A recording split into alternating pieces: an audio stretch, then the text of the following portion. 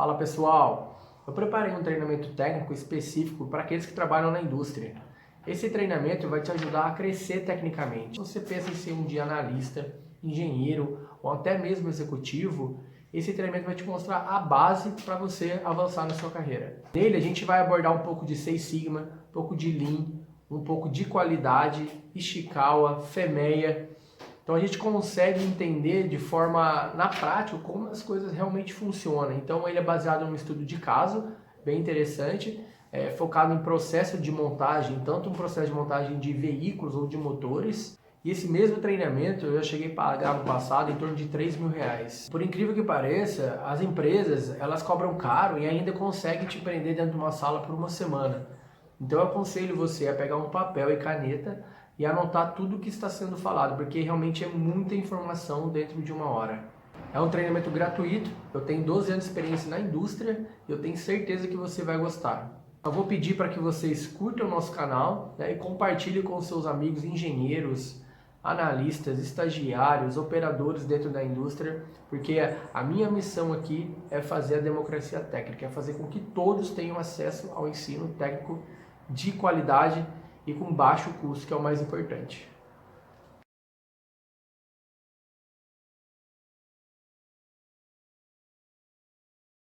Eu preparei uma aula que, às vezes eu falo para as pessoas que eu tenho conhecimento tal, sobre torques, e as pessoas geralmente, a pergunta que eu mais recebo é, cara, eu tive um problema lá, o que pode ser? Né? Então eu costumo receber isso muito quem trabalha na indústria automobilística. Então eu montei uma aula mais ou menos dessa linha de raciocínio, né? Tentando ajudar as pessoas a entender, né, o que a gente tem um problema, né, o que pode ser, o que gerou aquele problema, qual pode ser a provável causa raiz daquele problema. Então, vou compartilhar, até no meu curso lá eu falo para ter bastante conhecimento, não bastante, mas ter um conhecimento básico de matemática e física, que eu falei que a aula vai ser raiz, né? Então a gente vai desenhar uma fórmula aqui para tentar entender isso matematicamente. E a partir do momento, né, se todos aí tiver papel e caneta na mão, a partir do momento que você escrever aquela fórmula e você começar a decorar, né, entender o que significa cada item ali, vai te ajudar muito quando você tiver um problema, tá? Depois a gente fazer toda uma análise completa e aí a gente vai entrar no detalhe conforme vocês vão tendo dúvidas ou não. Beleza? Se a letra estiver pequena no quadro, vocês me avisem, tá? Daí eu tento fazer ela um pouco maior. Beleza? Beleza. Bom, começar pela formulinha básica, né? Onde a gente tem torque, né? É igual a força vezes distância. Eu acho que isso é claro para todo mundo, né? É o conceito básico de torque, tá? Porém, quando a gente fala de junta parafusada, existem componentes de forças, né? Isso já falando da parte de física, que elas são distribuídas aí no assentamento, né, da cabeça do parafuso e nos filetes de rosca. Então, quando a gente fala de junta parafusada, isso fica um pouco mais complexo, né? O que acontece com o nosso D aqui, ó? Eu não vou entrar no detalhe matemático, depois, se alguém tiver interesse, eu posso descrever a fórmula e mandar para todos para entender o raciocínio, tá? Então, já vou na parte final aqui. Então, quando a gente transforma no D, a gente tem um cálculo um pouco mais complexo. Eu vi que lá no meu Telegram, algumas pessoas que eu conheço pessoalmente colocou lá que sabia tudo, né? Já estava dominando a parada e tal. Então, se alguém tá aí, colocou lá que sabe tudo, essa aqui a pessoa tem que estar sabendo de cor. Bom, anotaram aí, deu para entender? 0,16 vezes P mais 0,58 vezes D2 vezes UG, né? MG, é de micron, né? Mais DKM sobre 2 vezes micron, né? UK. Se alguém trabalha aí, principalmente com qualidade, tá? Isso aqui responde 90% dos problemas aí que a solução, né? Talvez de 90% dos problemas que a gente tem na indústria automobilística. Tá bom? Vou entrar aqui no detalhe agora o que significa. Bom, torque igual a força e distância. Distância é representado por isso aqui, né? Porque é um parafuso. Então, se a gente olhar item a item, o P, o que ele significa? Passo. É o passo da rosca, tá? Vou fazer um desenho aqui, eu não sou muito bom de desenho. Né? Esse P aqui Isso é padrão. Se pegar um parafuso M6, M8, você jogar a tabela aí na internet, você vai achar o valor dele. Mas na indústria existe desenho, às vezes específico, né, para cada tipo de parafuso. Esse P significa o passo, que é uma distância, né, do ponto alto, distância entre filetes aqui, ó. Isso é passo. Tá? Outra característica dimensional é o D2. Tá? Tanto o D2 quanto o DKM, que ele menciona aqui, eles estão ligados a diâmetros. Eu não vou entrar muito em detalhes, senão eu acho que a gente vai acabar perdendo muito tempo com isso. Mas isso aqui, depois eu posso mandar uma fotinha explicando o desenho, tá? Só para a gente discutir um conceito. O D2 e o DKM estão relacionados a diâmetros. Né? Diâmetros aqui nominais do parafuso e também está relacionado a diâmetros de assentamento aqui da cabeça do parafuso. Tá? Por quê? Porque quando ocorre o torque, né, quem sofre atrito é o filete de rosca e o assentamento da cabeça do parafuso. Tá bom? O G, ele está relacionado, vou ter que fazer a colinha que eu também esqueço, tá? Atrito na rosca.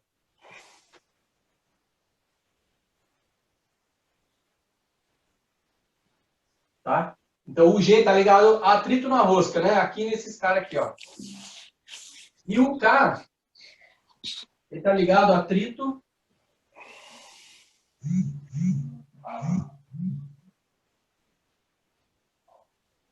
sobre a cabeça do parafuso. O atrito que ocorre aqui.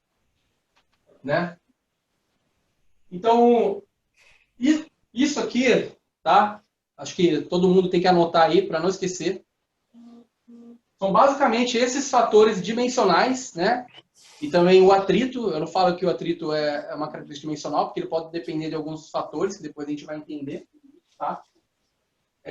Resume qualquer variação ou qualquer discrepância que a gente tenha num torque aplicado. Tá?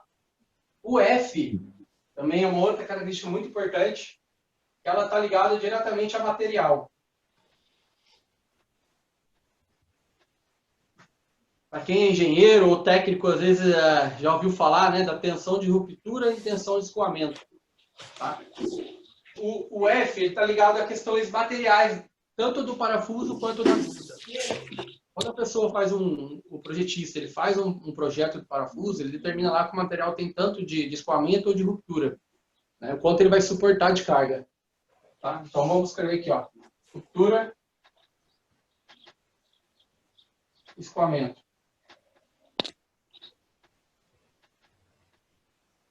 Então, toda essa função desenhada, a gente vai ter quem? O torque. Né? O torque aplicado. Quando a gente vê lá especificado, isso aqui é válido para... Eu não vou entrar no detalhe, mas vou explicar rapidamente. Para métodos de controle de torque. Né? Quando a gente tem um método de controle de torque, ele é especificado dessa forma, assim, ó. Por exemplo, o torque aplicado é igual a 25 mais ou menos 5 Nm. Né? Geralmente, quando é especificado dessa forma, está sendo utilizado o conceito de aperto, né? E controle por torque. Por quê? Alguns aí conhecem, já viram falar que alguns tipos de junta, geralmente junta crítica, quando eu falo junta é o sistema, parafuso e contrapeça, quando é uma crítica que envolve segurança ou envolve regulamentação, caso venha falhar isso, pode causar um dano muito grave. Geralmente, essas juntas são apertadas com torque e ângulo. Seria assim, ó. Por exemplo, 25 Nm mais 60 graus. Mais ou menos tanto, né?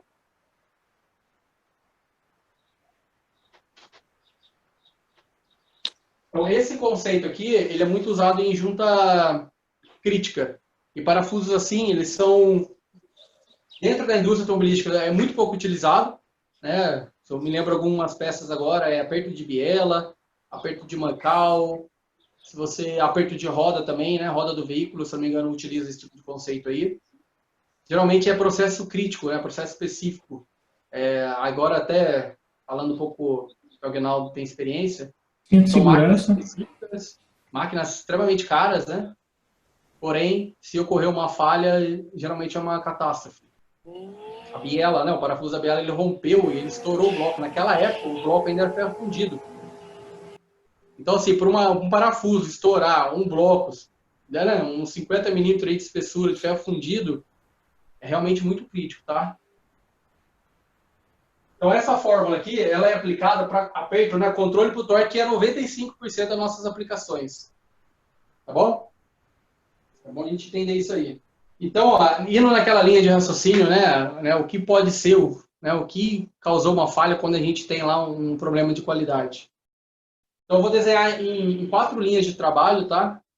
Fazer uma análise aqui superficial, baseada aí no conceito do Ishikawa, né? Acho que todo mundo conhece. Onde vou desenhar 4 colunas aqui, material, material, mão de obra, método, máquina. Então, a gente vai fazer um brainstorm aqui bem rápido, onde eu vou falando os potenciais de falha e a gente vai listando aqui, tá? Eu já fiz a minha colinha aqui para poder lembrar na hora de mencionar. Mas imagina que, baseado nesse conceito, nessa fórmula, né? Por exemplo, se a gente tem um excesso de óleo na nossa junta, eu já tive um problema que uma peça ela vinha importada, né? O bloco ele vem importado, o bloco do motor. E no processo de usinagem, esse parafuso ele passa por uma lubrificação protetiva, né, para não ocorrer corrosão. E essa peça ela ficou muito tempo no nosso estoque, ficou acima de 3 meses. Quando a gente colocou isso na linha, começou a dar muito problema, né? Isso estava ligado muito à questão de óleo. O que aconteceu? Ficou muito tempo no estoque, isso veio a ressecar. Então, quando a gente aplicava o torque, ele tinha uma variação, um comportamento bem diferente, assim, oscilava muito, né? Quando a gente olhava aquela curva de aperto, oscilava muito.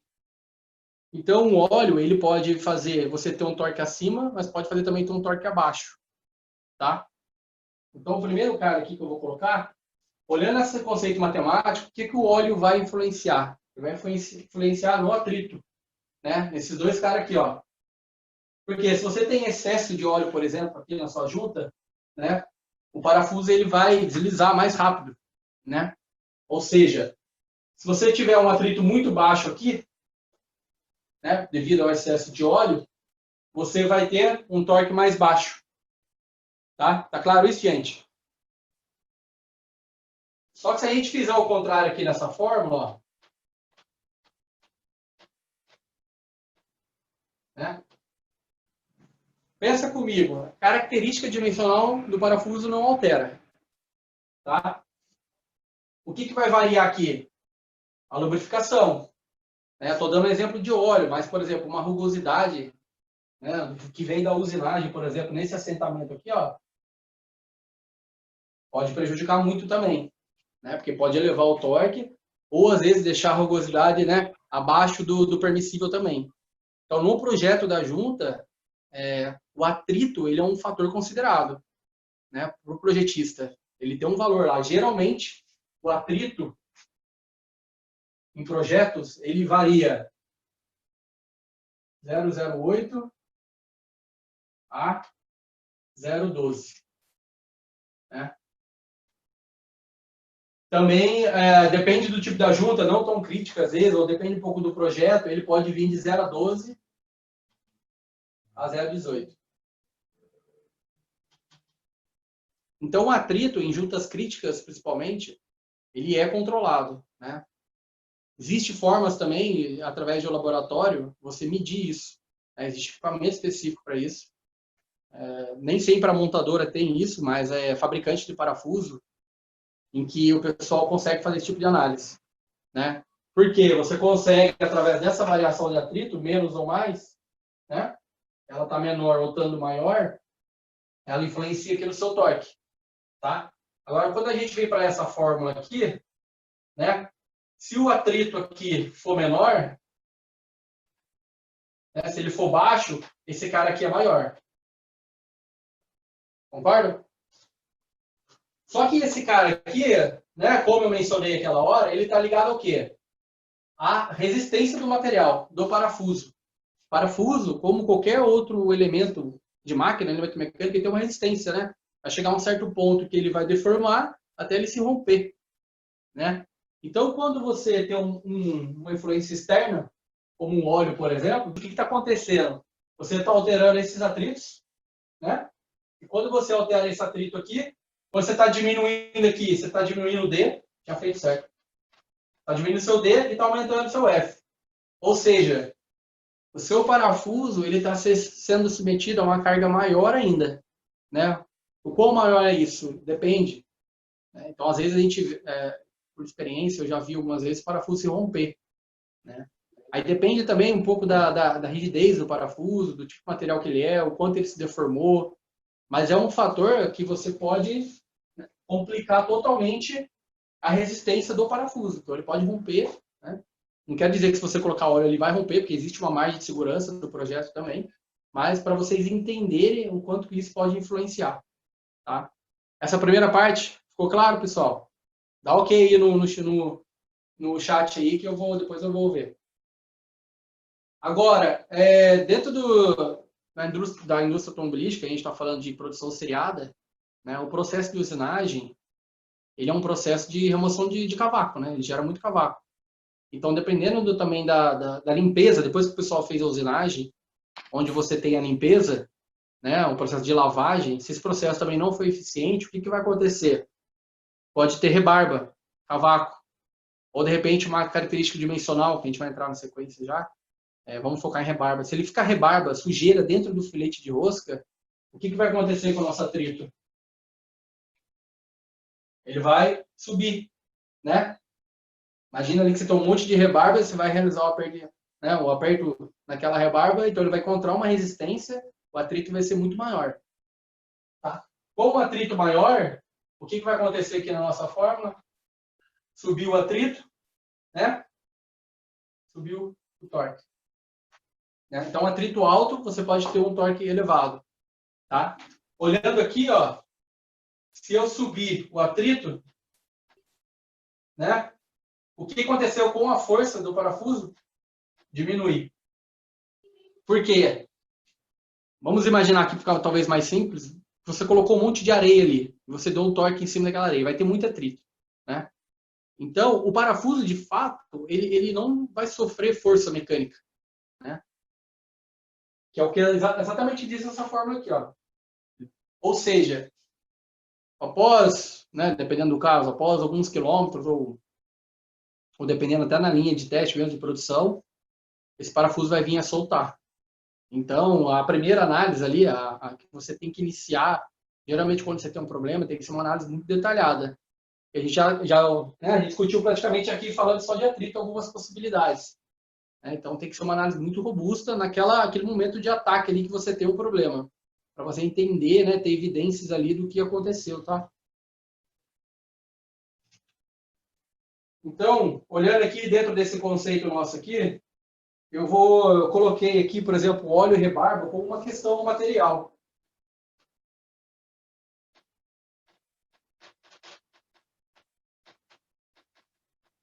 Alguém acha que deve encaixar em outro ali também? Pode comentar aí, tá?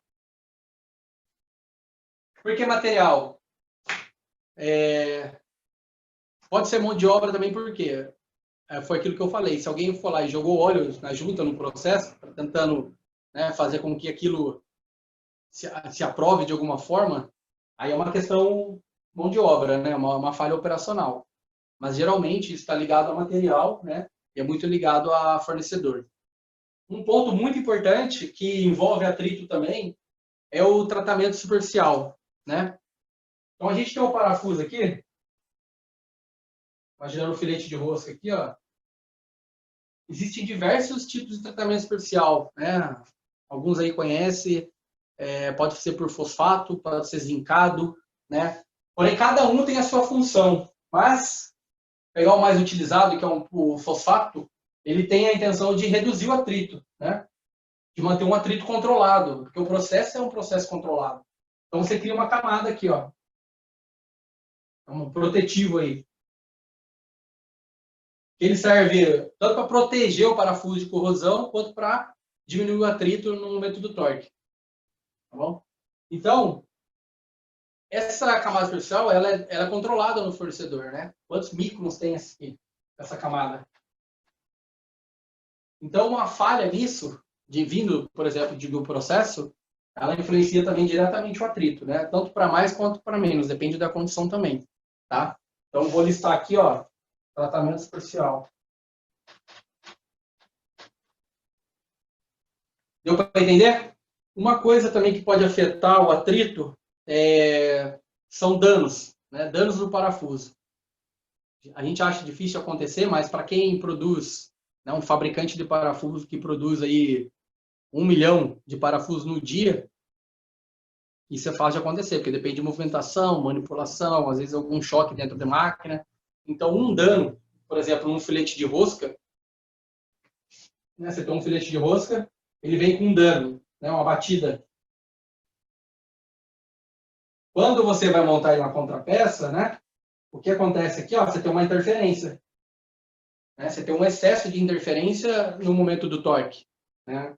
Isso aqui pode fazer o quê? Alterar o nosso atrito, pode elevar o atrito. Então, pode ter todo o efeito colateral que a gente comentou ali. Tá? Então, danos pode acontecer tanto na fabricação do parafuso, mas também na linha de montagem. Você vem, por exemplo, a derrubar uma caixa de parafuso lá e ele vem a danificar. Você pode estar causando isso. Tá bom? Então, vou colocar aqui como danos.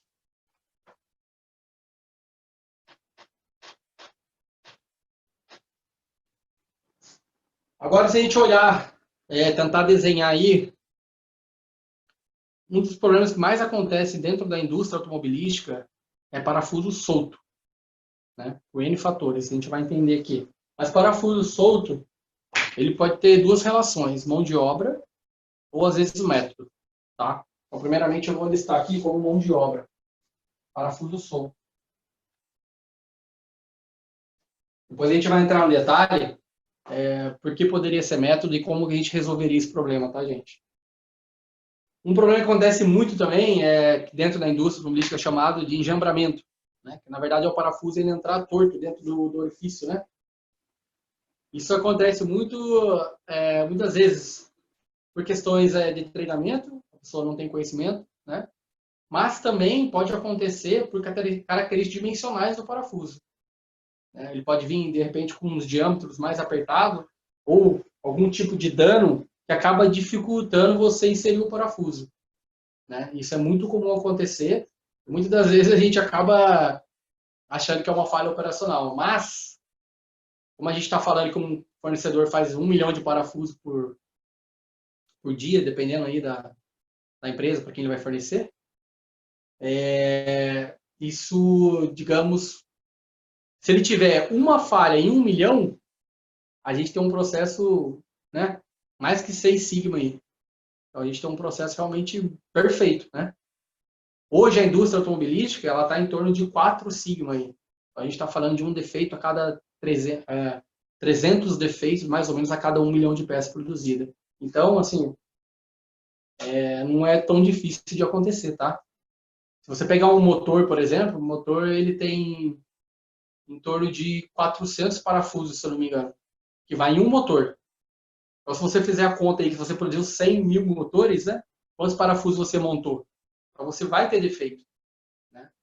E, geralmente, a gente acaba não entendendo a causa raiz, né? Porque toda aquela correria que demanda, né, uma linha de produção. Mas dá para a gente entender um pouco o cenário aqui. Falando um pouco mais de mão de obra, tem um enjambrado, né, que eu comentei, que é o parafuso entrator.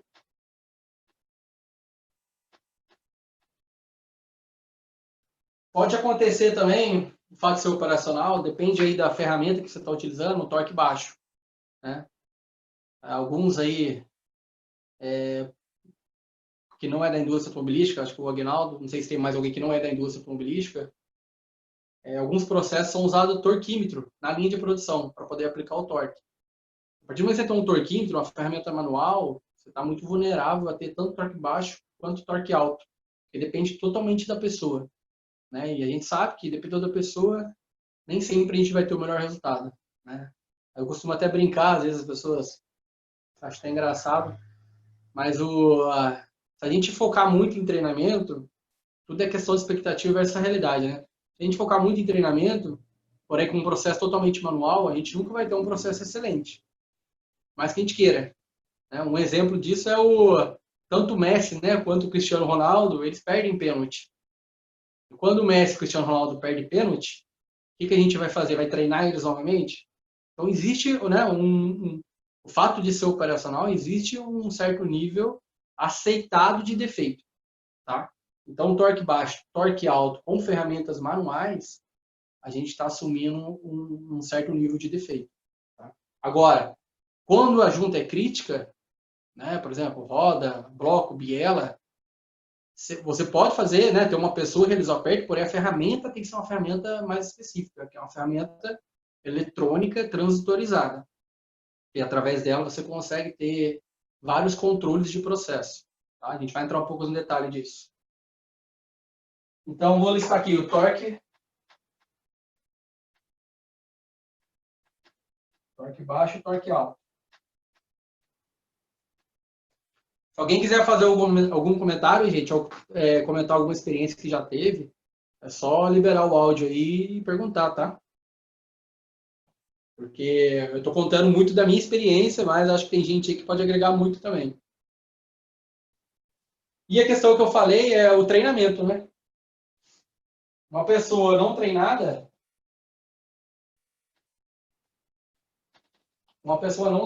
pode gerar diversos problemas, né? Na indústria automobilística, onde você produz, de repente, 1.000 carros por dia, 2.000 carros por dia, não tem condição de você colocar uma pessoa sem treinamento.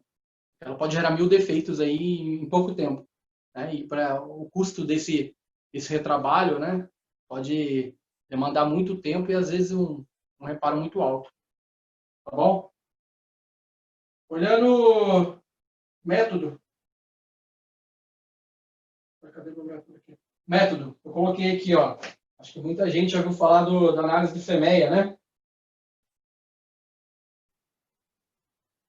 Se alguém não conhece FEMEA, eu não vou entrar aqui explicando o que é um FEMEA, né? Mas pode procurar rapidamente no Google aí. O que eu quero dizer com FEMEA relacionado a método, que um FEMEA bom, ele pode reduzir 95% dos nossos problemas, né? Só que a gente sempre tem que olhar o custo-benefício, né? Geralmente a solução de um problema pode custar caro. Por que eu coloquei como método? Foi mais ou menos o que eu disse. Se você coloca uma pessoa para aplicar um torque utilizando um torquímetro numa junta crítica, você está assumindo problemas. Porque o seu FEMEA, ele teve baixa robustez, né? Ele previu um processo pouco robusto. Se ele previu um processo pouco robusto, ele está prevendo um certo índice de problema, de defeitos. Então, isso é muito importante. E o outro item que eu coloquei é concepção.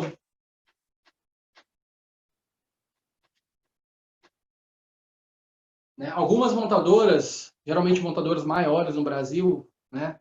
Quando você tem uma engenharia aqui, automaticamente você tem uma interface muito boa, né? Engenharia de design e engenharia de produção, né? Engenharia de processo. Isso faz com que você tenha concepções de produto bons. Um exemplo aqui de parafuso para vocês entenderem. Tinha um parafuso lá que o desenho dele era mais ou menos assim, ó. Você tem a cabeça do parafuso aqui e você tinha um filete de rosca. Tá? Quando eu chegava aqui no final, na ponta desse filete de rosca, ele era assim, ó. Ele também tinha a espécie de um filete também nessa ponta. Né? Isso aqui, para a linha de montagem, é fatal. Por quê? Se você já tem filete desde o início aqui, é muito fácil acontecer o quê? Enjambramento. Né? Porque se a pessoa não pré-rosquear corretamente até o fim, por exemplo, ela não colocar o parafuso até o fim, depois aplicar o torque, isso aqui vai fazer com que ele entre de uma forma muito fácil, né? De forma enjambrada, né? No filete de rosca. É muito fácil acontecer. Isso é o quê? Isso é um problema de concepção, né? Então, se eu pegar motores mais antigos aqui produzidos no Brasil, você vai ver que em alguns casos existe isso, que já é um conceito antigo. Né? Hoje em dia não tem lógica usar isso. Né? Hoje em dia, né, o produto ele tem que ser feito pensando no cliente, mas pensando também na montagem. Você faz um produto que você não consegue ter uma boa montagem, você com certeza vai ter bastante defeitos. Tá? Então, um parafuso muito bom para usar em linha de produção, ele tem a ponta pilotada. Né? Você vai ter que... a ponta dele é pilotada assim, ó, com chão.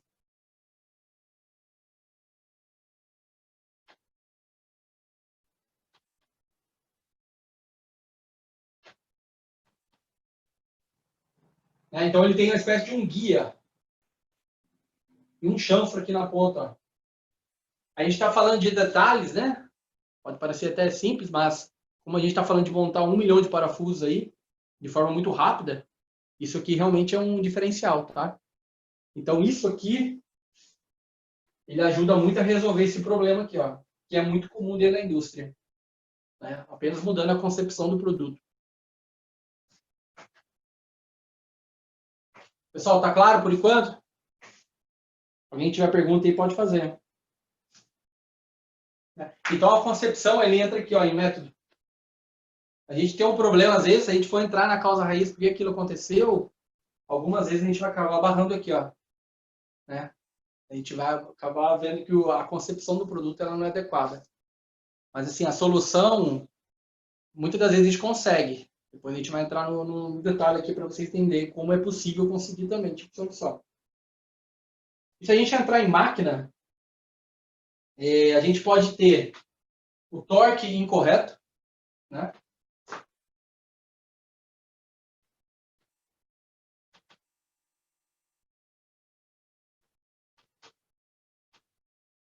Por que torque incorreto como máquina? Pode ser operacional também, tá? Mas, a ferramenta eletrônica transistorizada, né, ou ferramenta elétrica, por exemplo, ela tem parâmetros, né? Esses parâmetros devem ser colocados dentro daquele controlador para poder fazer uma produção em série. Se esse parâmetro ele é setado da forma incorreta, por exemplo, você supõe que você tem duas peças. Vamos dar um exemplo aqui que você tem uma bomba de óleo. Fazer um desenho bem simples aqui, tá, gente? Não para não. Mas para a gente entender o conceito. Você tem uma bomba de óleo que você aperta 4 parafusos. Né? Então o operador vem, aperta 4 parafusos bomba de óleo, depois ele vai e aperta a bomba d'água. Aí você tem a bomba d'água. Suponha que seja 3 parafusos. Suponha que a bomba de óleo seja 25 Nm. E a bomba d'água tenha 22 Nm. Mais ou menos a sua variação. Né? Uma variação de torque.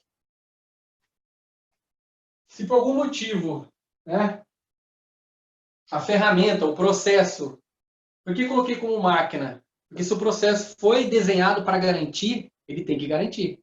Mas se por algum motivo a ferramenta permite você aplicar esse torque aqui, né, eu digo que seria uma falha de máquina, né, pode ser também um pouco de método, eu coloquei como máquina, mas método também se encaixa um pouco, né, porque não deveria permitir isso. Isso, quando você tem uma ferramenta eletrônica transistorizada, a estação de trabalho tem que ser projetada para evitar esse tipo de coisa. Né? Porque se ele tem que apertar primeiro esse com 25 e depois esse, é uma sequência de aperto que ele tem que realizar. Mas se ele errar, se você tem uma ferramenta eletrônica, isso não pode ser permitido. Por que eu falo isso? Porque a ferramenta eletrônica, ela é... Se você tem uma ferramenta eletrônica e você não usa o recurso que ela tem, é a mesma coisa que você ter uma Ferrari e colocar um motor de Fusca. Entendeu? Então, a partir do momento que você tem uma ferramenta eletrônica no seu processo, você tem que usar todos os recursos que lá estão. Para quê? Para garantir o seu processo.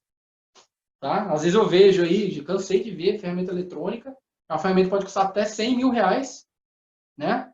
E quando você vai olhar toda aquela estrutura de programa, aqueles parâmetros que estão lá dentro, ele não tem nada. Ele praticamente você tem um torquímetro na linha. Tá? Isso é dentro da indústria automobilística, vamos dizer que é um crime. Né? Gastar tanto dinheiro e usar tão pouco recurso. Ô, Cleiton, tem uma situação aí também que é a seguinte, né? Por exemplo, no meu mercado, quando as ferramentas entraram aqui no Brasil, depois de alguns meses, começou a se questionar por problemas de falha, né, no torque, mas assim, eu tenho clientes, por exemplo, que têm histórias muito tristes para contar em relação a essa situação do torque, né? Quando você recebe uma ligação e o cliente reporta que uma ferramenta falhou, a primeira coisa que a gente pergunta é se alguém se feriu, porque você está falando de mangueiras que tem que suportar 10.000 PSI, né? Você está falando de unidades hidráulicas que trabalham com 15.000 PSI, ferramentas que vão até 35.000 newtons-metros. Eu estou estudando o caso de um cliente que tem que apertar um vaso de pressão e ele está com um torque estimado de 35.000 newtons-metros. Então, são ferramentas grandes. Mas o que você vê são duas coisas. Por exemplo, às vezes você tem uma ferramenta muito tecnológica e o usuário não sabe lidar com aquilo, né? Eu não sei se na indústria automobilística, me parece que eu ando do lado de muitos engenheiros, mas eles me parecem ser inteligentes e competentes para isso. Mas às vezes você vai para a linha de produção, as pessoas estão tão acostumadas à robotização e a parametrizações que deveriam estar pré-estabelecidas, mas que na verdade o usuário não sabe conferir aquilo, né? Então, como você falou, o cara tem uma Ferrari, né? Ou ele tem um brevet para piloto, mas a experiência dele é de Fusca, né? E aí a gente começou a investir. A gente começou a investir em treinamentos certificados, né, em que a pessoa tinha que entender o mínimo da linguagem, como você falou. Se a pessoa não consegue entender o que é o torque, que é força vezes distância, e nos treinamentos que eu apliquei, essas indústrias de metal mecânica de grande porte, elas são inspecionadas para saber se o equipamento que vai entrar numa refinaria, numa planta química, ele realmente está sendo conduzido pelas normas de fabricação dele, né? Mas o que você percebe é que, às vezes, os usuários dessas ferramentas, eles não sabem nem dizer, por exemplo, às vezes, entrou um monte de concorrência no Brasil. Aí você pergunta, mas a ferramenta que esse cara está fornecendo está aferida? Está certificada? O operador tem treinamento? O operador é certificado? Se os grilos cantam nessas respostas, você tem um problema, né? Mas, assim, só para falar um pouco dessa coisa do torque incorreto das máquinas, é que, na verdade, realmente, ou os operadores ou as máquinas não são certificadas. E aí você tem problemas gravíssimos depois, né? Com certeza, isso aí, cara. Por isso que, assim, eu falo, né, tô falando da indústria automobilística, mas isso é válido para qualquer coisa, né? Para qualquer coisa. Então, por exemplo, quando você falou dos métodos ali de aperto, né, eu vi as suas pré-aulas lá, os seus insightzinhos que você mandou no Telegram. Às vezes as pessoas desconhecem os métodos de aperto, né? O cara fala para ele que tem que apertar um flange em cruz, o cara... né? O cara não sabe por quê, né? O cara não sabe por quê, né? Ou então, por exemplo, eu tive um caso de um equipamento que eu fui entregar na madrugada e eu tentei explicar para a pessoa como é que funcionava o equipamento e tudo mais. Locação é um problema. Locação, na maioria das vezes, é um problema. Aí o cara quer deixar sempre para o outro, né? E aí vou simplificar a história, né, para as pessoas entenderem um pouco essa questão da física e do torque, né, para ilustrar rapidamente. O cara soltou todos os parafusos de boca de visita aleatoriamente num vaso de pressão e depois ele me liga às 2 horas da manhã dizendo que tem um único parafuso que ele não consegue soltar, né? Mas, pô, cara, como é que é isso, né? Como tem um parafuso que você não consegue soltar, né? Então porque eu soltei todos e agora esse aqui não consigo soltar de jeito nenhum. Não, mas como é que você fez para soltar? Então, eu meti a máquina que eu fui soltando tudo. E esse aqui não sai. Porra, não vai sair nunca, cara. Porque toda agora a pressão, tá tudo concentrado nesse parafuso. Você vai ter que juntar. Você vai ter que parafusar de novo os cardeais, né? Mais 4 pontos, para depois ir afrouxando paulatinamente. Então, assim, geralmente você tem que dar aí um pré-torque e um torque final, né? Exatamente. Isso você vai tentar explicar isso para o cara. Teve um cliente que surrou uma ferramenta, quebrou, porque ele foi soltando todos os parafusos fora de sequência. Quando chegou nos finais, a máquina foi submetida a um esforço que ela não estava preparada para suportar. E ela arrebentou. Aí você fala, porra. Aí quando você volta lá no método, assim, existem procedimentos de aperto, ASME, PCC1, para a indústria metal mecânica, né? E as pessoas ignoram isso. É complicado isso, cara. E assim, eu na indústria automobilística eu não sei como mensurar isso em vidas, né? Não, com certeza. Eu formei em engenharia mecânica, né? Um dos problemas já vem lá da faculdade já. O cara que aprende a projetar na engenharia mecânica um parafuso, ou quando essa matéria é passada para ele, por mais que tenha bastante cálculo, tem tudo ali, ela é muito superficial. En passant. Todos os Então o engenheiros que eu cara vai conversei na calcular um minha parafuso, vida, veio essa questão do aparafusamento na academia como en passant. Envolve muito cálculo, tudo, então é muito rapidinho, é material, o aparafusamento está no meio dos materiais, ali você vê aquilo muito rapidamente. E depois você vai ver que ele tem uma influência nos processos, quando você vai afunilando qualidade, que são essenciais. Né? Na época que eu fiz um treinamento de projeto de juntas parafusadas, tinha muita gente lá da Petrobras, sabe? Uhum. E assim, o cara saiu de lá, tipo assim, parece que descobriu a roda, sabe? Não. Porque por trás daquela fórmula ali, que você não vai ver na faculdade, né? Você vai ver aquela lá, o máximo que você vai ver na faculdade é isso aqui, ó, e um pouco disso, né? Um pouco em detalhe disso, você não vai enxergar isso aqui. Quando o cara chegar lá, ele fica assustado com o que ele tá vendo.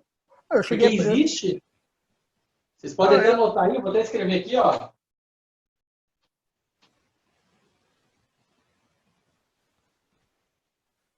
Existe uma norma, por que eu falo assim? Se tem alguém que sabe de parafuso realmente, domina, é quem monta parafuso, aquele cara que mais monta parafuso.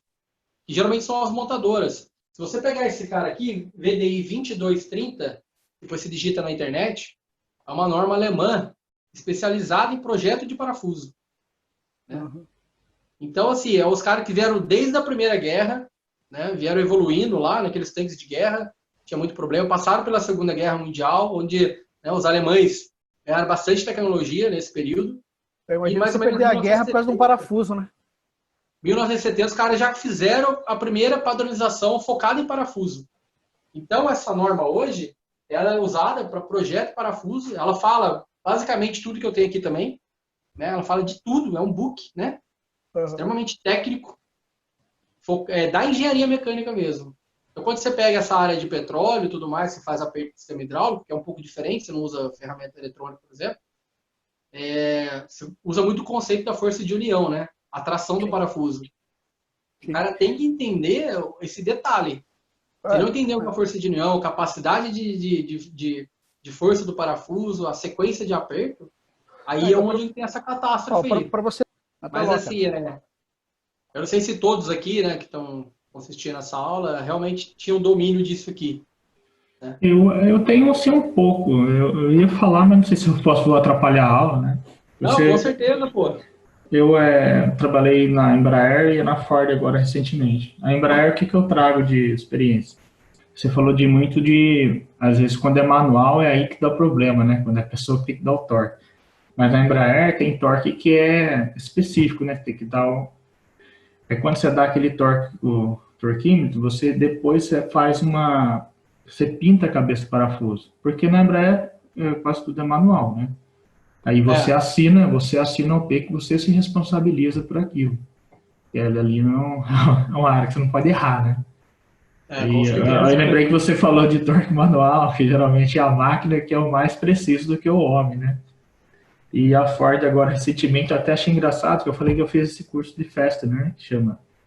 E ele tava falando que não podia colocar óleo na cabeça do parafuso. A gente, às vezes, em casa, que é para diminuir o atrito e dar um torque mais rápido, faz umas gambiarras assim, né? E falou que se você colocar óleo na cabeça do parafuso, você pode estourar, né?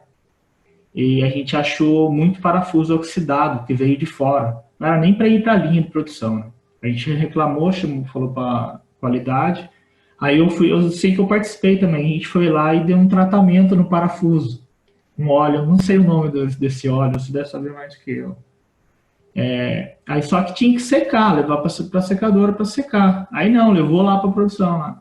Aí lá na produção começou a estourar o parafuso. Catástrofe. E eu tinha acabado de participar desse curso de Fastener. Eu falei, pô, mas o cara ensina de um jeito e lá no chão de fábrica faz de outro, pô, não dá para entender. Era mais sério. Linha de produção é complicado, porque às vezes a pessoa toma a decisão fazer dessa forma com medo de parar a produção, né? Mal sabe ele que ele vai parar de um jeito ou de outro. Exatamente. Mas cara, a gente... Eu criei, né, esse curso aí, até eu coloquei na internet, eu falei, acho que ninguém vai ver, né? Ninguém vai querer É um negócio muito específico, né? Eu sem querer entregando a empresa. Hã? Eu sem querer entregando a empresa, viu? E aí, o tanto de gente que se interessou, tal, pô, achei muito legal, assim, sabe? Porque a gente tá vendo, né? Aqui eu tô passando 1%, né, do que é todo esse universo, né? Mas realmente, a gente tá vendo aí o Aguinaldo, né? Trabalha, talvez, se eu me entendi um pouco mais na área de petróleo e tudo mais, tá tudo amarrado. O conceito é igual. O A partir do conceito que é você o for no mesmo. conceito, O conceito é você o aprendeu mesmo. esse básico aqui, cara, já vai colocar o freio, né? Ah, Vai mas colocar sabe o o que que freio nas acontece, pessoas. Cleito? O que eu percebi na minha vida é que, assim, é, a gente fala da indústria metal mecânica, eu pensei que tudo é muito robusto. Num primeiro momento mas a maioria desses equipamentos e os principais fornecedores não são nacionais. A indústria nacional, infelizmente, quando você fala nessa área de torque e tensionamento, os brasileiros que tentaram fabricar esse tipo de ferramenta, eles esperam uma patente alemã, inglesa ou americana cair para copiar a ferramenta. E aí, o que eu percebo? Hoje, essa indústria melhorou muito. Você tem unidades hidráulicas eletrônicas, você tem ferramentas eletrônicas também na área metal mecânica, para trabalhar com grandes torques, né? Mas realmente os usuários às vezes não estão preparados para trabalhar essas ferramentas. E complementando um pouco aquilo que o Alex falou, isso também acontece no meu mercado. A história de na teoria, na prática a teoria é outra, ou é o contrário, não lembro bem. Porque às vezes o cara tem um curso, ele tem um treinamento, mas na hora de aplicar aquilo em detrimento da produção, ele esquece tudo aquilo, não, tem que produzir 1000 veículos. E aí o torque, é o torque que se F, né? O As torque, tchau, ferramentas. né? Vai que Aí vai. você vai visitar o cliente, viu? As ferramentas estão aferidas, o funcionário é treinado, porque você faz aquela questão da engenharia reversa, né? Você começa É, a voltar para trás para saber onde errou. E, desculpa, às vezes isso acontece muito aí, o que o Alex falou. Eu fui lá para academia, aprendi a fazer de um jeito, só que aqui, cara, desculpe, esse negócio de você pegar um parafuso com corrosão, e depois levar ele para dar um tratamento, secar e voltar, meu amigo, o isso é crime. parafuso ele é a menor parte do processo em termos de custo. Por um porrilhão de parafuso que você compra, é o menor. Cara, o que eu falo para o cliente? Onde veio isso aqui? Isso aqui estava no estoque. Eu cheguei a acompanhar a parada de manutenção de equipamento pesadíssimo, que o cara, não, esse eu vou usar, ele comprou parafuso novo, aí o que ele fez? Não, eu vou usar o do estoque, aí a gente bota os novos no estoque e usa os velhos. Sei lá, o cara, do jeito que estava depositado aquilo corroído, um bateu no outro, você ia lá falar para o cara, mas o alfinete de rosca está prejudicado. Mas não tem problema. Como não tem problema, cara? Você vai discutir coeficiente de atrito prejudicado por causa do alfinete de rosca, você não consegue botar isso na cabeça do cara. E aí, na verdade, o que você vê? Você vê lá o cara que quer produzir 1000 veículos, se ele jogar todos aqueles parafusos fora e colocar tudo novo, ele vai estar produzindo 1000 veículos com excelência, mas é duro de botar na cabeça do cara. Viu? Cara, complicado. A gente sofre um pouco, né? Às vezes Porque o cara fala que é parafuso, o cara entende o parafuso como uma parte mínima do processo. Aí você viu que eu brinquei aí, ó. Os alemães descobriram que eles perderam a guerra por causa do parafuso do tanque. É verdade, cara. Um parafuso põe tudo a perder. Eu tenho fotografia de vazamento em refinaria que pegou fogo por causa. o assunto o buraco é embaixo. Por isso que eu tentei fazer assim, bem em forma genérica, para que todos tentem entender, né, o universo, né, que existe por trás disso, né, Isso. meu? Depois desse basiquinho aí, desse básico, né, eu tô falando basiquinho, porque depois você vai botar isso no microfone e vai berrar, vai estender isso, as pessoas vão entender que os procedimentos de aparafusamento, eles são essenciais para qualquer indústria. Toda indústria tem problema de aparafusamento. E é claro que tem essa questão que você falou do custo. Às vezes, resolver um problema custa tão caro que é melhor conviver com o problema. Com certeza. Conviver com o Você problema. vive com contramedidas, né? Eu vi o Alex falar da Embraer que marca o parafuso. Na indústria automobilística, aqueles apertos manuais, que é feito somente por operador, né? Ele também marca parafuso, porque dali, assim, já era, dali é o cliente. Então ele também faz um marque, né? Ele passa uma caneta lá na cabeça do parafuso. Mas isso não quer dizer muita coisa, porque Não ele quer dizer nada. pode ter errado e marcado também. quando você está falando de torques manuais, uma pessoa pode fazer um determinado esforço. Quantas vezes eu vi o pessoal usando o torquímetro de estalo aí, e o cara sobe em cima do torquímetro, pisa em cima do torquímetro para poder apertei bem. Não, cara, mas não tem. Você botar na cabeça do cara que apertar demais é um problemão e apertar de menos também é um problemão. Aí o cara acha que quanto mais apertado... Cara, depois que depois que eu trabalhei para o mercado de torque, e vocês que estão na indústria automobilística, e vocês citaram rodas aí, né? Quantas vezes você não vê aqueles borracheiros de estrada subindo, ele vai com uma máquina... A ferramenta de impacto, né? Ferramenta de impacto, e depois ele ainda sobe em cima de uma alavanca e aperta o parafuso. Aí esse cara anda 2.000 quilômetros, a roda solta, mata 30 pessoas na estrada. Cara, eu tive uma indústria de mineração que me chamou. Eles faziam esses veículos que eles chamam de rodeio, né? Soltou uma roda, cara. Puta desgraça na estrada, tudo. Agora nós vamos usar torque. Inclusive, falando de roda, né? Para quem não tem noção ou tá procurando entender um pouco, por isso que aquela chave de roda que vem no carro, né? Todos aí, acho que já tiveram o carro, já trocaram o pneu talvez uma vez na vida, ela é pequena. Porque quando você tem uma barra pequena, força, né, você tem que fazer muito mais força para poder aplicar o torque. Força vezes distância, né? Se você ficar aumentando a distância ali, você vai levar esse parafuso para o ponto de escoamento, cara. Aí o cara pega aquela barra pequena, ele põe lá, vai apertar o pneu dele, ele sobe em cima, ele pula, né? Não, deixa eu apertar bem. E aí ele tá gerando um crime aí, cara. Ele tá, né, amarrando seu atestado de óbito aí. Então, brevemente, eu tive um amigo meu engenheiro, que ele foi um dos primeiros a comprar esse Honda Civic, né? Ele teve um problema com o pneu e trocou o pneu na estrada. De lá para frente, o carro começou a fazer um barulho, um ruído que ia para a cabine, era ensurdecedor. Quando ele levou o carro para revisão, ele contou, fez repórteres para o pessoal da assistência técnica que tinha acontecido de diferente. Ele falou, a única coisa que eu fiz de diferente foi trocar um pneu na estrada. Tá, sacaram o pneu, sacaram a roda, torquearam com o torque determinado, o ruído sumiu. Causou um desbalanceamento ali no assentamento da junta dele, né? Pois é. Aumenta a vibração, né? Esse curso que você está fazendo é muito bom. É muito bom pelo fato, assim, de as pessoas saberem o que você passa por trás, né? Porque você que trabalha em chão de fábrica, você está toda hora apertando, né? E você tem um entendimento que você passa por trás daquilo que você faz, é muito bom, muito gostoso. Eu me formei agora em Green Belt 6 Sigma, e se todo mundo tivesse a noção, né, poderia ajudar muito ali, né? Na parte de qualidade. Qualidade, quem faz somos todos nós, né? E por isso que é bom esse curso, eu rever e todo mundo que está aqui entender isso, né? Eu acho legal. Assim, cara, a intenção de ter criado não só esse curso, eu falei no início aí, acho que nem todos estavam.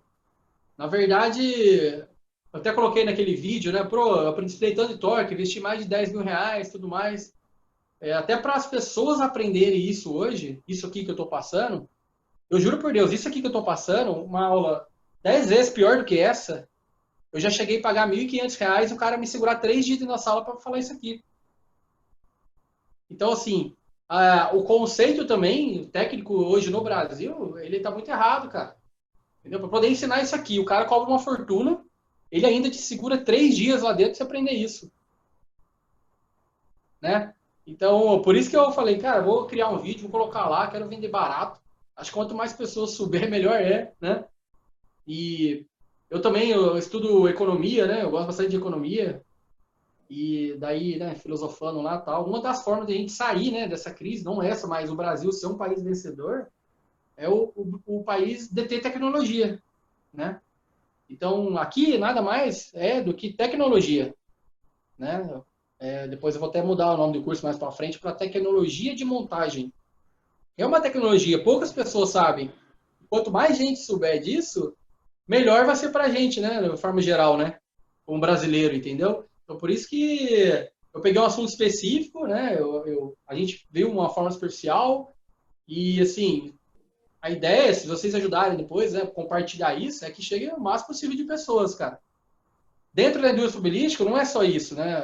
A próxima aula que eu quero dar também é formada em teste de estanqueidade. Já fala bastante de estanqueidade, né? Vai muito de acordo aí, por exemplo, com o nosso amigo aí que falou que vaso de pressão e tudo mais. Também existe uma engenharia por trás daquilo, né? Então, assim, quanto mais isso chegar as pessoas, algumas pessoas estão aqui comigo, eu conheço de perto, né? Talvez nunca viram isso, nem imaginava que era isso. Quanto mais isso chegar, melhor vai ser pra gente, entendeu? Né? Não tô falando para mim, não, tá? Tô falando assim, de modo geral, para a tecnologia do Brasil, né? Eu realmente aposto muito nisso e eu acho muita sacanagem quando alguém, né, cobra uma facada aí para vender um negócio desse aqui. Sendo que o conhecimento é algo que a gente tem que, né, passar para frente aí. A questão de Green Belt, Six Sigma, né? Black Belt. Tem curso que você paga 3, 4 mil reais aí e o cara te enrola 2 semanas lá dentro. Entendeu? É bom, mas, cara, dá para cobrar mais barato, dá para ser mais rápido, né? Mais específico. Muita gente dá curso sem saber o que está falando. Então, essa pandemia foi bom aí que fez filosofar aí.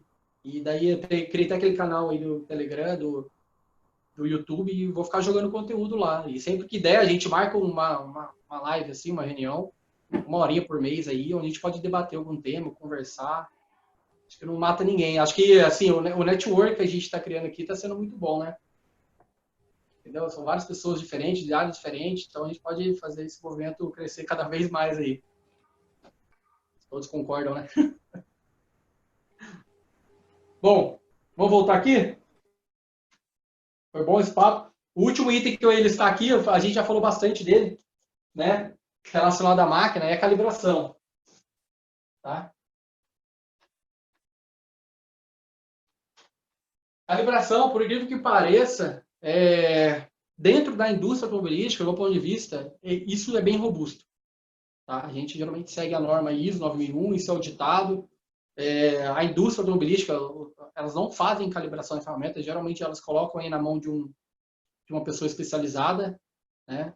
Mas uma calibração incorreta, ela pode fazer a gente produzir, né, muitos carros aí em condição, com torque fora, totalmente surreal. Porém, dentro da indústria automobilística, isso aqui hoje, né, ele é bem robusto, ele é bem controlado. Pelo menos todos os montadores que eu passei, se alguém tiver alguma experiência, quiser compartilhar. Né? E a gente tem que, acima de tudo, respeitar a ISO 9001, né? Então, mas, né, se não for controlado, a catástrofe é muito grande. Tá bom? Vocês querem... Posso apagar aqui? Vou apagar aqui, tá? E aí, eu vou citar um problema aqui, por exemplo, que a gente pode entrar um pouco mais em detalhe, que é o caso, por exemplo, de parafuso solto, né, que é o que mais acontece. Né? Porém, eu vou citar um exemplo como a gente resolve ele usando uma ferramenta eletrônica, tá? Eletrônica transistorizada. Quando eu tenho uma ferramenta eletrônica transistorizada, ela te gera um gráfico, né, um gráfico online ali. Você vai apertando, esse gráfico vai aparecendo de forma online. Então, você tem torque, né? E no eixo X você tem ângulo. Torque e ângulo. Né? O ângulo, o que é ângulo? Quanto o parafuso rotacionou, né? Quando você vai aplicando o torque, ele vai girando, né? Então, quanto o parafuso de fato girou. É esse ângulo aqui. Geralmente, um aperto, ele se comporta dessa forma. Ele sai de zero torque, né? O parafuso vai girando, girando, e depois você tem a aplicação do torque. Então, ele tem uma curva parecida com isso. Né? Uma condição normal. O parafuso solto, ele pode ter alguns fatores, né? O principal fator é você ter, por exemplo, na mesma peça, por exemplo, 4 parafusos. Né?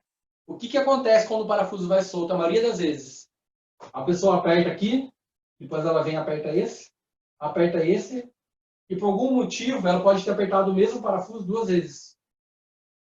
Tá? E aí o que acontece? Se eu apertei aqui, isso aqui está solto. Pode parecer um caso simples, mas acontece muito. Por quê? Porque é aquilo que eu falei, as pessoas erram. Imagina que você lá está trabalhando na linha de produção, você está apertando, vem alguém e te para conversar. Né? E aí você vai voltar a fazer a operação, você já não lembra mais onde você estava e pronto. Né? Aconteceu o problema. Como que você resolve isso? Se você tiver uma ferramenta eletrônica transistorizada, o que acontece? Como ele apertou aqui e apertou o mesmo parafuso pela segunda vez, ele deu torque sobre torque. Como que vai ficar seu gráfico? Ele vai ficar assim, ó. O gráfico vai ficar assim. Por quê? Ele vai ter baixa rotação, né? Porque o parafuso quase não girou, né? Porque você tem monitoramento de ângulo. O parafuso quase não girou e você, né, aplicou o mesmo torque que estava aqui antes. Porque você aplicou torque sobre torque. Tá? Isso aqui é legal para quem... acho que o Alex trabalha na Embraer. Eu estou falando de ferramenta eletrônica transistorizada. Existe torquímetro também que gera esse gráfico. Tá? Geralmente são mais caros, mas existe isso hoje. Tá bom? Então, quando você aperta 2 vezes o mesmo parafuso, você vai ter esse tipo de gráfico. Ou seja, você tem um ângulo diferente, né, do ângulo... A gente falou um pouco de 6 sigma aí. Se você apertar 300 vezes, né, fazer uma produção em série, né, você vai ter gráficos assim, ó, bem semelhantes. Né? Ou seja, a gente está falando aqui de uma variação estatística aqui, né? Então, você vai ter uma variação. Quando você aperta 2 vezes o parafuso, você vai ter outra variação. Vai ter um comportamento assim, ó. Entendeu? Esse aqui que eu estou fazendo aqui é o Gauss, né? Alguém conhece Gauss? Você tem um outro comportamento. Né? Então, o que você consegue com ferramenta eletrônica transistorizada? Você consegue colocar janelas aqui, ó, de controle, né? Então, por exemplo, se o parafuso normalmente ele dá 60 graus, mais ou menos 5 graus, porque ele vai de 55 a 65, quando você aperta 2 vezes o mesmo parafuso, ele tem, por exemplo, 10 graus, mais ou menos 5. Então, dentro do sistema, você consegue colocar esses parâmetros, né? E caso ocorra esse erro, né, o fato do parafuso solto, você consegue detectar por aqui. Aí é uma ferramenta que é um pouco mais cara, tem mais recurso, mas você consegue bloquear o processo, ou seja, você impede o defeito, né, na estação de trabalho.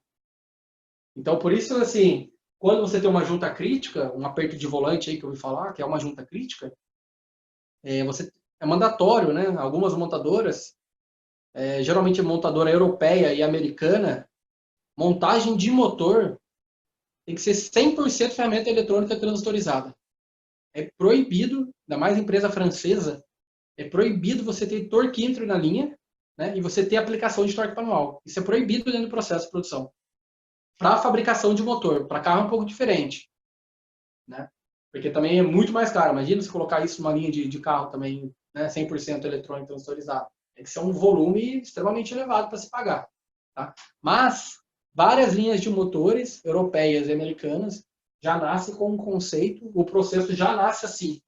Ô Cleito, só para ilustrar, para ver se meu raciocínio está certo. Na Ford a gente usa muito essa parafusadeira transitorizada aí.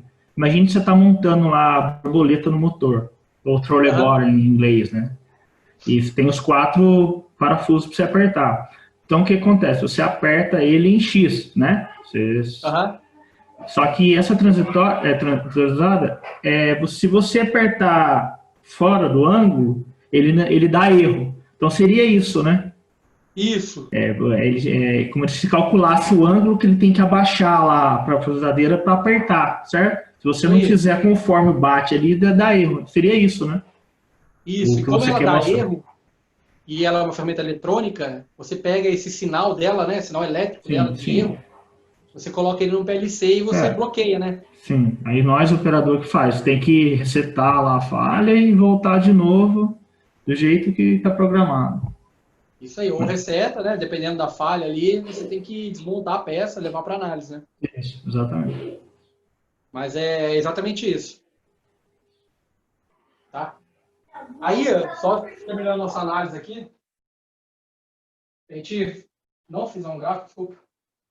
O apagador não sei onde foi parar. Mas a gente tem aqui, ó, defeitos, né? E tem uma funil lá, né? Acho que alguns conhecem esse funil. Vou pegar a primeira parte aqui, ó. Defeitos operacionais.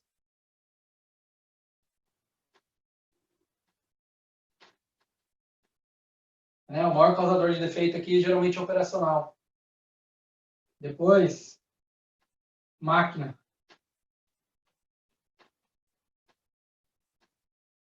Método. Material. Dificilmente vai ter falha de material, né, dentro da indústria. Mas quando tem, é catástrofe geral. Porque é aquilo que eu falei, o cara produz 1 milhão de parafusos, ele bota tudo aquilo no forno para fazer um tratamento. Quando falha, não é um só que falha não, falha tudo. E aí é recall na certa. Isso é um pouco provável acontecer. Né? Geralmente tá muito concentrado aqui. Só que é o que eu estou falando. Se você resolver esse cara aqui, ó, você implementa um bom FEMEA, né, um bom método, o seu funil ele passa a ser isso aqui. Ó. Cleiton. Oi. Oi, tudo bem? Deixa eu só compartilhar uma experiência que eu vivi. Eu era aprendiz na Benteler, não sei se todo mundo conhece, em Porto Real, e eles produziam o motor da Jaguar Land Rover lá. Era a Discovery e a Evoque que estavam produzindo. E eu era aprendiz, eu não sabia muita coisa, estava no início da faculdade, terceiro período, então eu não entendia. Eu via muitos parafusos sendo jogados fora e sem parar a linha. E aí, um certo dia, eu estava trabalhando com o pessoal da logística, e aí eu fui perguntar, gente, por que vocês estão jogando tanto parafuso aparentemente bom fora? Aí os operadores estavam me explicando. Eles são, tipo, excelentes, super bem treinados e o sistema muito robusto, muito legal, tudo automático. Dessa forma que você falou, que eu me esqueci. As ferramentas perfeitas, tipo, elas tinham um ângulo, elas desciam retinha, não tinha nenhuma forma de colocar, tipo, vir errado o parafuso. Eu nunca vi paralinha por causa de ou parafuso enjambrado ou algo do tipo, mas eu via muito parafuso sendo jogado fora. E aí eles me explicaram que a máquina, ela dizia quando estava com o torque errado, acima, abaixo, ou quando ele vinha torto, ele vinha entrando enjambrado, eles já jogavam fora, ou se a rosca tivesse um mínimo de defeito, eles reconheciam e não deixavam o sistema avançar, eles não conseguiam avançar a próxima operação. Nossa, era muito perfeito, eu fiquei assim, com os olhos brilhando. Depois que eu fui entender melhor. Olha esses processos críticos, aperto de roda, lá no motores, aperto de cabeçote, aperto de biela, você vai ver a robustez que é um processo. Você investe aí R$1 milhão para apertar um parafuso. Nessa parte de materiais, quando se troca o fornecedor, imagine lá na Ford, o coletor, aí nacionalizou, né? Aí, geralmente, deu problema era no material, porque não tinha a mesma dureza. Aí foi feito um tratamento conversado com o fornecedor, né? Mas era poucas vezes quando o material dá problema mesmo, a maioria é operacional. Geralmente quando você tem mudança de fornecedor, cara, você tem que entrar muito específico. Isso. Fazer um acompanhamento muito em si, que geralmente dá problema. Porque o processo, apesar do desenho, vamos dizer, a concepção do produto ser o mesmo, né, o fabricante X está fazendo em cima de um desenho. Quando você pega aquele desenho e leva para o fabricante Y, ele vai respeitar aquelas normas, mas os parâmetros do processo são diferentes. Aí, um micro que ele muda, por exemplo, na camada superficial, mesmo dentro da tolerância, ele já vai mudar o comportamento, né, o comportamento estatístico de aperto daquela junta no seu processo. Então, isso vai dar problema, geralmente. Então, você tem que fazer toda uma adaptação, né? Tem que, talvez, alterar parâmetros. Isso, exatamente. Às vezes, gera um problema de qualidade, de fato. Mas, geralmente, quando você tem troca de fornecedor, é um período um pouco mais turbulento que a gente passa. Bom, pessoal, acho que por hoje é só. Deu para a gente discutir bastante coisa legal. Se alguém gostou aí, alguém ficou com dúvida ainda, pode perguntar. A gente... Era só para você falar um pouco daquela zona plástica e elástica lá. Não sei se todo mundo tem noção disso aí quando você dá o torque, sabe? Quer que eu comente isso? Vou falar aqui rapidinho. Um pouquinho. Deixa eu só achar uma coisa. Sim, eu vi muito isso na área de engenharia, né? Sou técnico de engenharia mecatrônica. E eu lembro que a gente estudou isso aí na... Aqui, ó. Quando aperta um parafuso, a gente tem que ver o comportamento, né? Aquele gráfico que eu desenhei. Tá? Então, o parafuso tem dois conceitos. Ou ele é apertado na região elástica ou na região plástica. Né? O elástico é o quê? Você submete o parafuso a uma carga.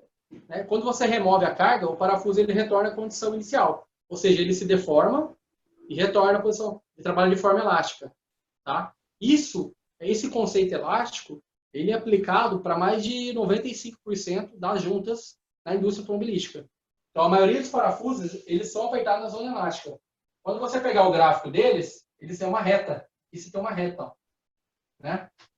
Tem 90 graus aqui, ó. Então você tirou a carga, ele retorna à posição original, tá? Ele é utilizado para junta não crítica, né? O parafuso da zona plástica, o que acontece? Você vai apertar ele, ele vai ter torque e ângulo da zona plástica. Ele vai esticar um pouco mais, ele vai ter um comportamento assim, tá? Então a gente divide aqui, ó, zona elástica, zona plástica, tá? O parafuso da zona plástica, quando você aplica o torque, ele se deforma, né? E se você tirar o torque, né, você desmontar a peça, o parafuso não retorna mais, ele fica na posição que ele estava, né? Esses parafusos são parafusos de alta performance. Ele é usado em biela, em peça crítica, né? Por exemplo, o parafuso de cabeçote, ele, a maioria das vezes, com motor 1.6, ele é um M10, M12, tá? E por quê? Ele trabalha aqui, ó. Ele é um parafuso de alta performance do projeto. Agora, se você fizer um projeto para trabalhar com parafuso na zona elástica, né, para um aperto crítico, o que vai acontecer? Você vai ter que ter uma margem de segurança muito grande. Então, o seu parafuso ele pode sair ali de M10, por exemplo, para M16. Então, você vai ter um parafuso gigante, né, com um peso muito maior, uma eficiência menor, né? Isso pode gerar um custo muito maior também de produção, porque o parafuso é bem grande, bem fora da realidade. Então, por isso que zona plástica, ele é usado em junta crítica, né? Porque são parafusos de alta performance. Por exemplo, carro de Fórmula 1 é um carro de alta performance, né? E já é o contrário da indústria automobilística. Ele vai usar muito mais esse conceito do que esse. Tá? Acho que deu para entender mais ou menos aí? Deu sim. Só queria completar um pouco esse assunto aí, que, por exemplo, quando a gente fala de parafuso, a gente tem que entender que o parafuso ele funciona com o efeito mola. Né? Quando você, exatamente isso.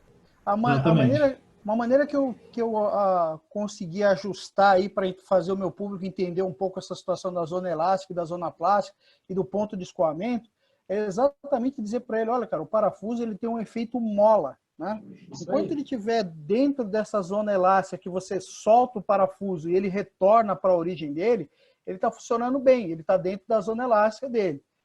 E a gente trabalha com tolerâncias, por exemplo, a gente trabalha com muito B7, né? E também 10.9 na minha indústria, 12.9. Então você explica para o cara, você está apertando esse parafuso, enquanto ele estiver no efeito mola dele, ele está funcionando bem. Agora, se você levar ele ao extremo, ele vai causar aquele efeito, ele não vai ter mais o efeito mola, então, na minha indústria, muito como os parafusos são de diâmetros grandes, você consegue descobrir quando você está apertando, e você continua apertando o parafuso e ele não dá resultado nenhum. Né? Ou seja, ele perdeu o efeito mola dele. Né? Ele não responde mais. Né? Ele não responde mais. E é por isso que a gente nunca reaproveita parafuso, que as pessoas acabaram de mencionar. E, nossa, na indústria automobilística a gente joga os parafusos fora. Exatamente, você faz isso também no metal mecânico. Você não reaproveita parafuso de jeito nenhum. Porque para minimizar, né? Para minimizar muito isso e fazer a pessoa entender, o parafuso perdeu o efeito mola, ele não tem mais efeito nenhum. E em alguns casos, quando ele perdeu esse ponto de elasticidade dele, aí você termina levando ele a ponto de ruptura, né? Porque você já se você continuar esse gráfico aqui, ó, ele vai fazer, ele atingiu o ponto máximo dele aqui. Ele vai exatamente. Ó. Já saiu completamente da zona elástica, né? Na indústria automobilística, parafuso, por isso que eu falei, se ele passar por um bom processo de inspeção, 100% aí dos parafusos que trabalham na zona elástica, você pode reaproveitar. Na automobilística. Agora, esses caras aqui, plástico, aperta cabeçote e tudo mais, você não reaproveita. Porque ele já foi apertado, né? Ele já sofreu uma deformação. E se você apertar ele pela segunda vez ou terceira, isso aqui vai cada vez mais esticando. Então, o parafuso zona plástica, você não reaproveita, porque justamente tem um risco muito alto de você quebrar. Né? E você não enxerga isso. Às vezes ele está totalmente deformado lá, né? Ele já entrou naquela zona de estricção, que chama, que é a diminuição do diâmetro, e você não enxerga isso. Fala, não, o torque está ok, pode liberar.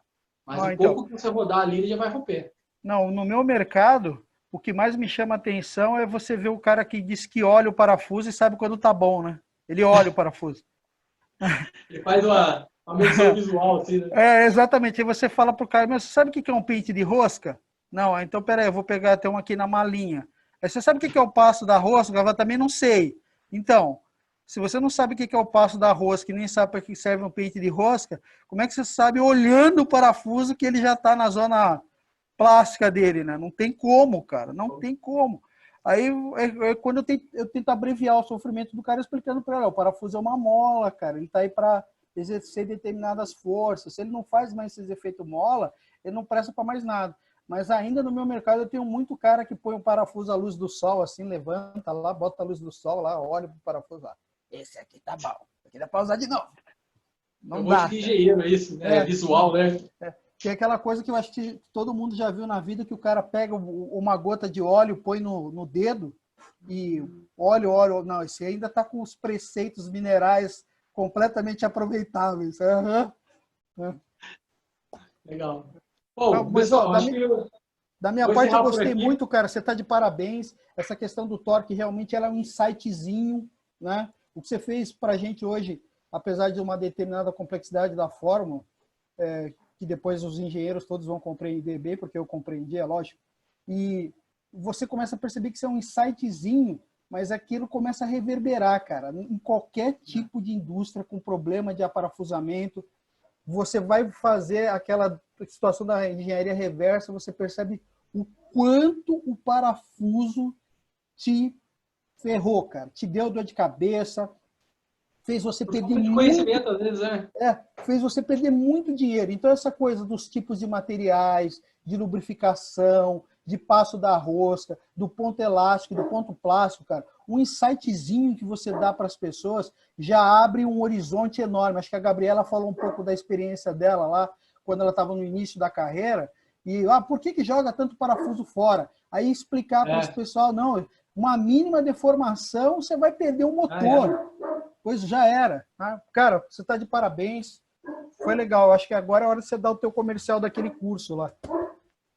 Não, pô, o curso eu já divulguei bastante aí nas redes sociais. Então tá bom. Né? Infelizmente, eu não sou um cara comercial. Eu simplesmente falei assim, por tudo que eu já passei, por tudo que eu já gastei de dinheiro, né?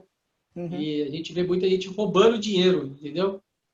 Então eu vou contra isso aí, tá? Minha ideia é ir contra isso, na verdade, agregar mais conhecimento do que, de fato, uma questão financeira. Por isso que eu, do meu ponto de vista, né, eu coloquei lá R$ 150, se não me engano, no curso, até o dia 5, se não me engano, depois ele vai para R$ 300. Mas a ideia é tornar acessível para todo mundo, né? Eu quero que desde a pessoa que tem nível operacional ali, entenda aquilo, né? E porque na minha carreira, o que me fez, o diferencial da minha carreira foi o conhecimento técnico. Né? O que me fez chegar, crescer na carreira e tudo mais, foi exatamente saber o nível de detalhe das coisas. Né? Então, eu acho que isso é um caminho que eu posso ajudar as pessoas também a ter conhecimento, né? A crescer. Né? Um engenheiro que não conhece tecnicamente, dificilmente ele vai se dar bem. Né? E, infelizmente, isso aqui não é acessível para todos.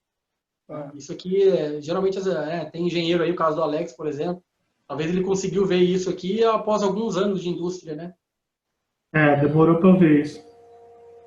E quem faz isso aqui... Cara, 11 anos de indústria, fui ver só agora. Só. Porque apresentava pra gente. Eu vi isso aí na engenharia, algo, né? Mas, assim, dessa maneira que foi explicado e aquele curso que eu fiz de Festner, por isso que é bom ter uma noção que se passa por trás, né? Porque aí você entende mais, né? Te prepara mais. Eu gosto de amarrar bem as coisas de forma matemática, né? Porque a matemática é um conceito básico, muita gente sabe. Então, você pega uma fórmula dessa aqui, né? Você grava isso, escreve num papel ali, e toda vez que você tiver um problema de parafuso, você olha aquilo, você vai, caramba, dentro daquela análise que a gente fez, né? Material, máquinas, vai ter um horizonte aberto, né? E você apresentou o básico, tem muito mais coisa aí. Muito mais assunto para falar. Né? Então, dentro do treinamento, eu criei 7 módulos, né? E aqui a gente falou, no geral, em torno de 5% do que está lá. Né? Mas mesmo lá, a ideia foi passar uma visão para todo mundo do que é o conceito, só que um pouco mais detalhado. existe ainda a possibilidade de ir mais a fundo, né? Mas não é o foco, a princípio é nivelar todo mundo, né? Eu acho que isso aqui, se alguém sabe isso aqui no mesmo nível que eu passei, talvez a pessoa já está um passo à frente tecnicamente, né? Dentro da indústria e, consequentemente, na carreira também, tá? Então, a ideia realmente é ajudar. Por isso que eu falei, me adiciona no Instagram, né? Tá lá em cima. Compartilha isso com o máximo pessoas que vocês puderem. E vamos fazer a democracia técnica aí, né? Beleza, pessoal? Depois eu mando o link aqui do curso embaixo no Instagram, tá? No Instagram, no Telegram, eu coloco o link lá, quem quiser. Então, eu fiz um preço promocional lá até dia 5. E depois dia 5 vai ficar mais caro, né? Tô dando 50% de desconto agora. Tá? E como a intenção é democratizar, então, se alguém tem algum caso especial, entre em contato comigo, que eu posso revisar, tentar ajudar o máximo possível aí. Tá bom? Tá, Eu agradeço da minha parte, muito obrigado, está de parabéns. É um pequeno insightzinho. Depois as pessoas vão começar a pensar em lubrificação, em tipos de materiais, os tipos de junta, os horizontes se abrem muito. Você começa a fazer questionamentos importantíssimos para os seus processos de qualidade, para a melhoria dos seus processos, para treinamento de pessoal, porque na verdade é o seguinte, o aparafusamento ele traz grandes problemas em diversos tipos de indústria, mas nos mais diversos tipos de indústria mesmo. Mas as pessoas fecham o olho porque eles acham que o parafuso é tão barato que não traz grandes problemas, né? E quando você vai falar para o cliente com equipamento de torque, pode chegar a valer, por exemplo, quando eu fui fazer o meu primeiro orçamento, foi para uma indústria de siderúrgica, né, que eles tinham problemas de aperto de parafuso em cadeiras de laminador, eu ofereci o equipamento naquela época, a indústria era pioneira, custava muito caro no Brasil, custou R$600 mil. Eu mesmo, quando fiz o orçamento, quando eu fiz a especificação, eu falei assim, jamais eu compraria, gastaria R$600 mil do meu bolso para resolver o problema de parafuso. Deve ter um outro meio. Quando eu fui fazer a apresentação para o pessoal da Gerdau, eles falaram, o quê? 600 mil? Isso é 2 horas nossas de produção de laminação parada, pode comprar. Então. Legal. Pô, muito legal. Bom, pessoal, espero realmente tenha agregado muito valor para vocês. Né? Esse é o importante, a democracia técnica é o que nós buscamos aqui. Então aqui na descrição do vídeo tem todas as minhas redes sociais. Espero que vocês realmente tenham gostado. Né? E também tem um link de um treinamento que eu realizo à venda, né? Um treinamento específico sobre torques, que ele realmente vai te mostrar como funciona o processo de montagem dentro de uma indústria. Né? Eu tenho certeza que, independente do seu nível hierárquico, se você adquire um treinamento como esse, você está dando um passo ou pensando igual um engenheiro. Né? Isso é o primeiro passo realmente para quem quer crescer dentro de uma carreira, né? E se preparar futuramente para ser um executivo. Né? Um executivo sem conhecimento técnico, ele provavelmente não vai ser uma pessoa de sucesso. Então eu compartilho aqui na descrição do vídeo, tá? Me ajude compartilhando esse vídeo com os amigos. E sempre que precisar, pode contar comigo. Me siga nas redes sociais, principalmente no Instagram, onde eu busco essa aproximação maior com as pessoas, né? E também no LinkedIn. Ok? Muito obrigado, abraço. Não esqueça de curtir e compartilhar o nosso canal.